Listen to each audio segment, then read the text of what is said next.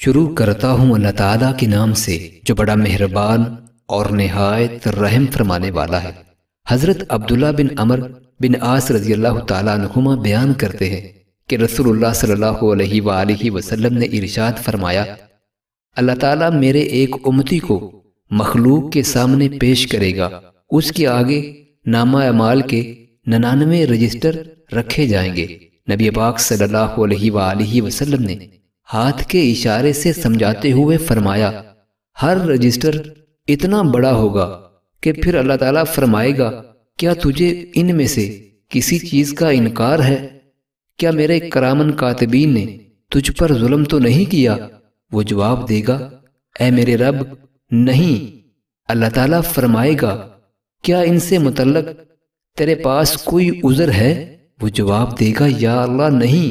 اللہ تعالیٰ فرمائے گا، ہمارے پاس تیری ایک نیکی موجود ہے اور آج تجھ پر ظلم نہیں کیا جائے گا۔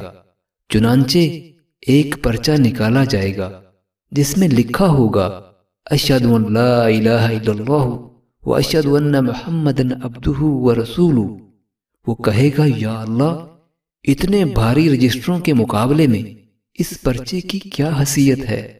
اللہ تعالیٰ فرمائے گا، آج تجھ پر ظلم نہیں ہوگا۔ نبی اکرم صلی اللہ علیہ وآلہ وسلم نے ارشاد فرمایا، پھر یہ سارے رجسٹر میزان کے ایک پلڑے میں اور وہ ایک پرچہ دوسرے پلڑے میں رکھا جائے گا تو سارے رجسٹر ہلکے ہوں گے اور وہ ایک پرچہ بھاری ہوگا، کیونکہ اللہ کے نام کے مقابلے میں کوئی چیز بھاری نہیں ہو سکتی۔ معزز ناظرین، اللہ تعالی ہم سب کو نبی رحمت صلی اللہ علیہ وآلہ وسلم کی ان احادیث مبارکہ پہ عمل کرنے کی توفیق عطا فرمائے، آمین۔